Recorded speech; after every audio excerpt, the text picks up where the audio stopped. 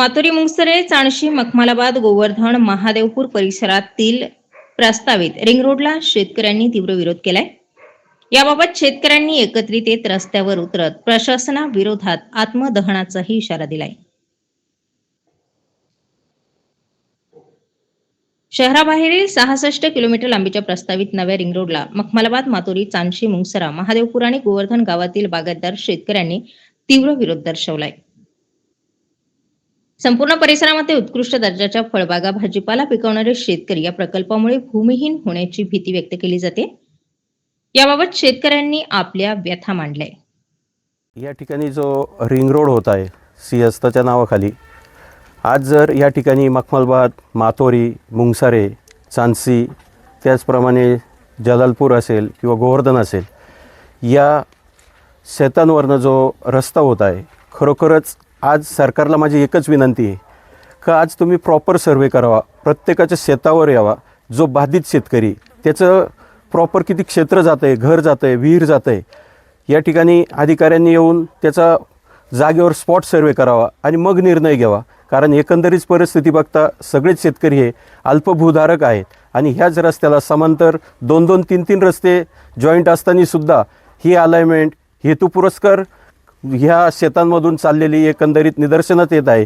तरी या ठिकाणी मी तुम्हाला एकच प्रशासनाला किंवा शासनाला विनंती करतो की हा रस्ता जो जुन्या अलाइनमेंटप्रमाणे गवळवाडी मार्गे जो पहिला तयार केलेला होता तो त्याच पद्धतीने घेण्यात यावा आणि इकडच्या शेतकऱ्यांना न्याय देण्यात यावा अशी मी या माध्यमातून विनंती करतो। भरपाईबाबत सरकारने काही प्रस्ताव दिला आहे का, काय सांगा?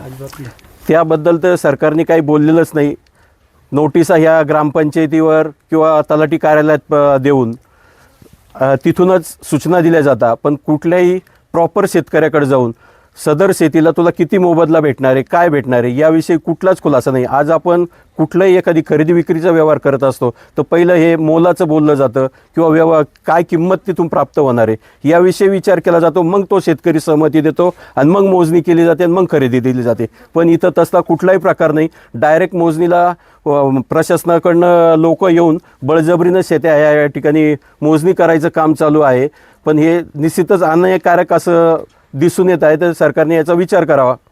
या ठिकाणी शेतकऱ्यांनी आत्मदहनाचा देखील इशारा दिलेला आहे, त्याबद्दल काय सांगा? अगदीच बरोबर आहे, परिस्थितीच तशी आहे। कारण शेतकऱ्यांच्या आजच्या चालू बाजारभाव किंवा गव्हर्नमेंटचा जो रेट आहे त्याच्या 5 पट जरी मोबदला दिला तरी इथनं 50 किलोमीटरपर्यंत कोणीही शेती खरेदी करू शकत नाही आणि इथून बाजूचे सगळे पैसा आदिवासी खातेदार असल्यामुळे त्या शेत्यासुद्धा आम्ही घेऊ शकत नाही। आणि कोणीही पण आज लोकांना कळलं आहे की ह्या लोकांच्या शेत्या जाता यांच्याकडे 2 पैसे येणार आहे। ज्याला 1 लाख रुपयाला शेती द्यायची होती आज तो 3 लाख रुपये सांगतो आणि कोणी शेती द्यायला तयार नाही। मग आमचं पुनर्वसन कुठं होणार जर आम्हाला 50 किलोमीटरपर्यंत ह्या पैशामध्ये कुठंच जागा उपलब्ध होत नाही आहे? तर मग ह्या लोकांचा उदरनिर्वाह कसा चालणार? आज एक कुटुंबावर कमीत कमी 10 ते 12 लोक अवलंबून आणि बाधित होणारे लोक किती, त्याच्या पाठीमागचे लोक किती, याचा अभ्यास करावून किती लोक विसंगत होणार आहे। कारण एक जर गावात एखादा कुपोषित मुलगा निघाला तर अख्खं प्रशासन कामाला लागतं। हे तर लोक डायरेक्ट तुमच्या उघड्या डोळ्यात देखत रोडवर येऊ राहिले, याचा सरकारने अभ्यास करावा। बिल्डर लॉबी या ठिकाणी हस्तक्षेप करते असं शेतकऱ्यांचे म्हणणं आहे, त्याबद्दल काय सांगा? नक्कीच सर, थोडासा मी पण अभ्यास केला। बिल्डर लॉबीनं गेल्या 2 ते 3 वर्ष ज्यावेळेस याचा सर्वे होत होता त्यावेळेस निश्चित या लोकांनी कुठेतरी जिथं रस्ते नाहीत किंवा ज्या शेतकऱ्यांचा वीक पॉईंट आहे अशा लोकांच्या 5-5, 10-10 एकर शेत्या अगोदरच खरेदी केलेल्या आहे। कारण हे नियोजन शेतकऱ्यांना माहीत नसतं, पण अधिकाऱ्यांना बरोबर माहीत असतं का हा रस्ता कुठल्या बाजूने जाणार आहे, कसा जाणार आहे आणि कसा फिरवला जाणार आहे। काही त्या अधिकाऱ्यांच्या सुद्धा जमिनी ह्या रिंग रोडमध्ये अगदी 5 ना 7 गुंठे बाधित केलेले आहे आणि त्यांना ह्या रोडच्या माध्यमातून फ्रंट तयार करून त्यांच्या शेत्यांचे मोल या ठिकाणी वाढवण्यात आलेले आहे। पण हे करत असताना आज हे शेतकरी देशोधडीला आणि भूमिहीन करण्याचा प्रयत्न चाललेला आहे। रिंग रोड ऐवजी पर्यायी मार्गाचा प्रस्ताव आपण या ठिकाणी काही ठेवला आहे का? हो नक्कीच सर, पूर्वीच्या ज्या अलाइनमेंट आहे ते आम्ही त्याचा अभ्यास केलेला आहे।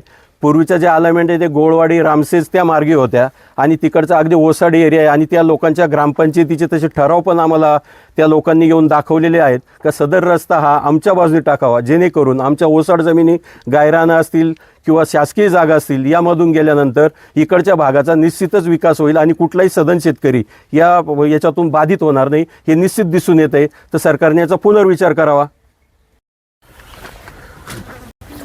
तसेच या ठिकाणी असं बी निदर्शनात येत आहे की काही शेतकऱ्यांना बळजबरी सोबत घेऊन खोट्या सह्या त्या ठिकाणी केल्या गेलेल्या आहेत.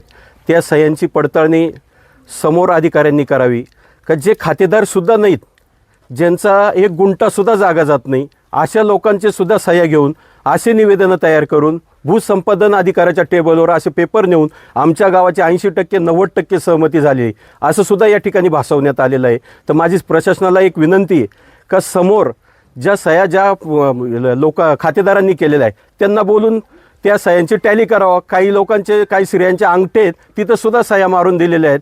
अहो चाललंय काय, ज्या लोकांचं गुंठाना 2 गुंठे बाधित होत आहे त्या लोकांना फ्रंटला यायसाठी त्यांचा 8 तास चाललेला आहे का हा रस्ता झालाच पाहिजे. पण जो प्रॉपर शेतकरी आहे त्याचं बिगाभर 1 एकरभर 1.5 एकर जागा जात आहे, अशा लोकांचा विचार करण्यात यावा ना. 2 गुंठेवाला तर कधी पण पुढे येणार आहे. काही लोकांच्या विहिरीवर नावं आहेत का ज्या विहिरीवर 12 ने 13 लोकांचे पूर्वीचे एकत्रित नावं असल्यामुळं म्हणजे 12 खातेदार तुमच्याकडे झाले का हो, 12 लोक सहमतीला तयार झाले का, याची पण शहानिशा करावी. त्याचप्रमाणे ह्या अलाइनमेंटमध्ये 5 ते 6 घरांमध्ये कौटुंबिक वाद चालू आहे, जेणेकरून त्यांच्याला अजून खाते वाटप झालेलं नाही किंवा आणेवारी लागलेली नाही. अशा लोकांचं काय करेल व सरकार. या लोकांच्या पैसे जे अकाउंटला गेले तर ते बँकेकडेच पडून राहणार. यांचे वर्षानुवर्ष पिढे हे रेव्हेन्यूचे निकाल लागणार नाही. अशा खातेदारांचं काय करावं. बरेचसे शेतकरी असे पण आहे प्रत्यक्षात शेती ते करताय पण दुसऱ्याच्या नावाने झालेली आहे.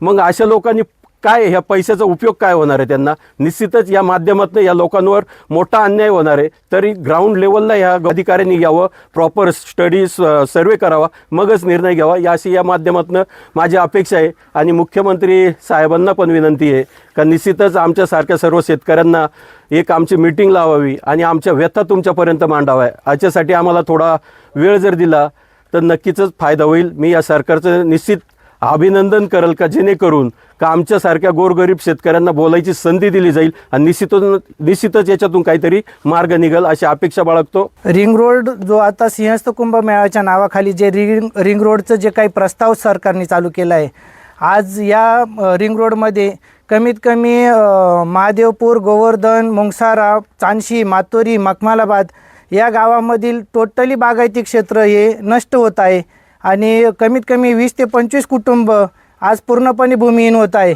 तरी या रिंग रोडला पूर्णपणे या 5-6 गावांचा पूर्णपणे 100% विरोध आहे आणि हा रिंग रोड आम्ही कदापि होऊन देणार नाही.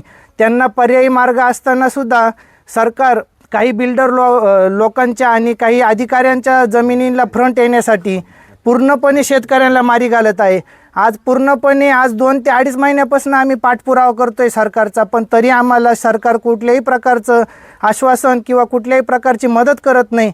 आज प्रत्येक ठिकाणी जर घाला घातला जातोय तो पूर्णपणे शेतकऱ्यावरच घातला जातोय. तरी शेतकऱ्यांच्या पूर्ण ह्या 4-5 गावांच्या वतीने आम्ही हात जोडून विनंती करतो का तुम्ही या शेतकऱ्यांना वाचवण्याचा प्रयत्न करा. साईटला सरकारी रोडमधनं पहिली अलाइनमेंट होती त्या हिशोबाने तुम्ही गवळवाडी मार्गे ढकांबे साईटने जे काही रिंग रोडचा प्रस्ताव होता आधी तो तिकडनं सरकारी जागेतनं करावा आणि या शेतकऱ्यांना न्याय द्यावा. हा आम्ही शासन दरबारी 2 ते 2.5 महिन्यापासून पाठपुरावा करत आहे, पण तरी कोणी त्याच्यावरती उत्तर देत नाही. तरी सरकारने याच्यावरती लवकरात लवकर निर्णय घ्यावा, नाही तर शेवट या 5-6 गावातील शेतकरी आत्मदहन करतील. मग तुम्हाला रिंग रोड करा, नाही तर अजून तुम्हाला काय विकास करायचा तो करा, शेतकरी संपू नका, एवढंच आम्ही सांगतो. मी सर्व गोवर्धन आणि महादेवपूरचे ग्रामस्थ आहोत. 5 फेब्रुवारी रोजी माननीय जिल्हाधिकारी कार्यालयात जिल्हाधिकारी, लोकप्रतिनिधी आणि MSIDC सर्व वरिष्ठ अधिकारी यांची सर्व 27 गावातील जे बाधित शेतकरी यांची मीटिंग घेतलेली होती. सुमारे 5 तास चाललेल्या मीटिंगमध्ये आम्ही त्यावेळेस देखील रिअलाइनमेंट करण्यात यावी असा प्रस्ताव दिला होता. तो प्रस्ताव आम्ही दाखल केला की त्याच्यामध्ये याच्यातले सुमारे जर त्या प्रस्तावानुसार जर काम केलं की गवळवाडी मार्गे आणि जर MDR 27 याचा जो वापर केला तर त्याचा जो वापर करून जर रस्त्याचं जर पुन्हा जर नव्याने अलाइनमेंट केली तर त्यातून गोवर्धन, महादेवपूर, जलालपूर, मुंगसारा, चांशी, त्याचप्रमाणे दरी, मातोरी, मखमालबाद या सर्व गावं त्याच्यातनं वगळू शकतात. परंतु याच्यावरती शासनाने आम्हाला आश्वासन दिलं होतं की याच्यावरती आम्ही 15 दिवसात निर्णय घेऊ. आम्ही सर्व त्यांना कागदोपत्री सर्व पुरावे दिले, परंतु त्याच्यावरती त्यांनी आजपर्यंत कोणत्याही प्रकारचा निर्णय घेतलेला नाही. तर जर अशा प्रकारे जर तो रस्ताचं जर अलाइनमेंट बदलली तर हे सर्व बागायती क्षेत्र वाचणार आहे, त्याच्यातनं जे भूमिहीन होणारे सर्व शेतकरी ते देखील वाचणार आहेत. तर मी आपल्या माध्यमातून शासनाला विनंती करतो, त्याचप्रमाणे मुख्यमंत्र्यांना देखील विनंती करतो की आमच्या सर्व गावांचा जो एकदम ज्वलंत असा मुद्दा आहे, याच्या संदर्भाने आपण तातडीने आम्हाला बैठकीसाठी वेळ द्यावी आणि आमची सर्व बाजू समजून घेऊ, आमच्या सर्व शेतकऱ्यांना न्याय द्यावा ही आमची प्रमुख मागणी आहे. माझं नाव नामदेव दगडू पिंगळे, राहणार मातोरी. मी या रिंग रोडमुळे माझ्याकडे काहीच शिल्लक राहत नाही, भूमिहीन होतो.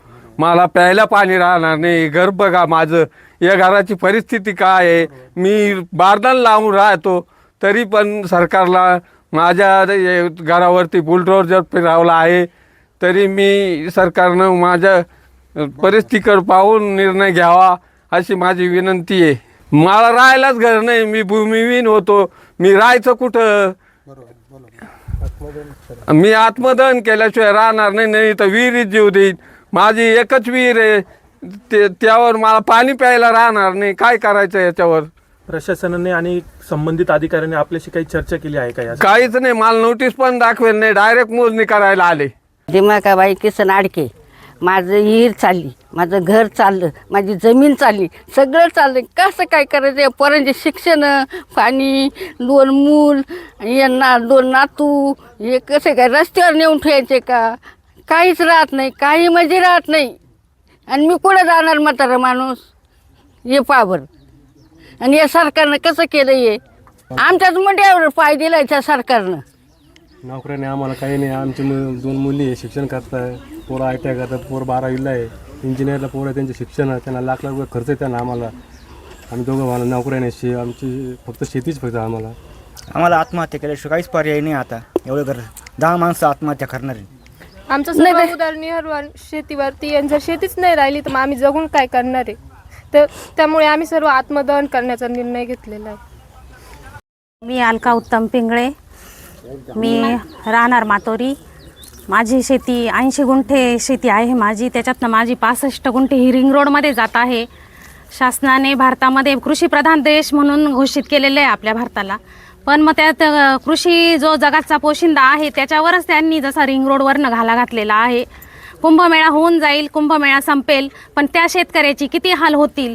आमच्या पूर्वजांनी किती पोटाला चिमटा काढून रक्ताचं पाणी करून ही जमीन ठेवलेली आहे आमच्यासाठी. आमच्या पुढच्या पिढीचं काय होणार आहे याचा सरकारने विचार करायला पाहिजे. माझी म्हणजे 3 भाऊ आहे आमचे, त्याच्यामध्ये 65 गुंठे जमीन 80 गुंठ्यातून गेल्यावर आम्हाला काय राहील? आणि आमच्या मुलांना आम्ही काय पुढचं हे करू? पैसे देतील तरी ते काय पुरणार नाही आम्हाला. आमच्या पुढच्या पिढीला काय देता येणार आहे आम्हाला? तर ते सरकारने याचा आमचा विचार करावा. सरकारने ही रोड त्यांना घ्यायचा आहे रिंग रोड, तर त्यांनी असा डोंगर मार्ग घेतला तर चालेल ना. म्हणजे पर्यावरणाला पण चांगली चालना मिळेल आणि पर्यटनाला म्हणून एक चालना मिळेल त्यांना. उलट त्यांना म्हणजे चांगलं त्याच्यातनं चांगलं साधू शकेल ते पर्यावरणपूरक मार्ग म्हणजे पर्यटनासाठी. तर त्यांनी आमच्या शेतकऱ्यांचा विचार करावा की ही शेतकऱ्यांची जागा त्यांनी जाऊ न देता शेतकऱ्यांनी आत्महत्या केल्यानंतर काय होईल? मी शांताराम लक्ष्मण पिंगळे, राहणार मखमालाबाद. ह्या रिंग रोडमध्ये माझं 15 एकर क्षेत्र बाधित होतं आहे आणि राहिलेलं पाण्याचा स्रोत पण राहत नाही. शासनाला आमची एवढीच विनंती की आम्हाला हा रोड आमच्या बाजूने ते करावा. आमची बागायती शेती आणि त्याच्यावर 20 माणसाचं कुटुंब आहे. तर त्या 20 माणसांनी काय करायचं? त्याच्यात 3 भाऊ भूमिहीन होत आहेत. शेतकऱ्यांनी याबाबत निवेदन सादर करत रस्त्याच्या मार्गात तातडीने बदल करून पूर्वीप्रमाणे ग्रामीण भागातूनच रस्ता नेण्यात यावा अशी मागणी केली आहे. ग्रामस्थांनी जिल्हाधिकाऱ्यांना निवेदन देत फेर सर्वेक्षण करून रिंग रोडचा आराखडा पुनर्विचारात घ्यावा अशीही मागणी केली. आम्ही भूमिहीन झालो तर राहायचं कुठं आणि जगायचं कसं, असाही प्रश्न आता या शेतकऱ्यांनी उपस्थित केलाय. रिंग रोड सरकारी जागेतूनच करावा जेणेकरून सुपीक शेती व बागायती जमीन वाचेल असेही या निवेदनात स्पष्ट नमूद करण्यात आलंय. शेतकऱ्यांनी यामागे बिल्डर लॉबीचा प्रभाव असल्याचा आरोप करत तीव्र नाराजीही व्यक्त केली. प्रशासनाने योग्य तो निर्णय न घेतल्यास आत्मदहनाचा इशाराही आंदोलक शेतकऱ्यांनी दिलाय. परिसरातील शेतकरी ग्रामस्थांनी ग्रामपंचायत यांनी एकत्रित येत रिंग रोडच्या बदललेल्या मार्गात ठाम विरोध दर्शवलेला असून शेतकऱ्यांच्या हक्कांचं संरक्षण करण्यासाठी लढा देण्याचा निर्धारही यावेळी शेतकऱ्यांनी व्यक्त केलाय. स्टार 24 फास्ट न्यूज साठी दीपक अंभोरे, नाशिक.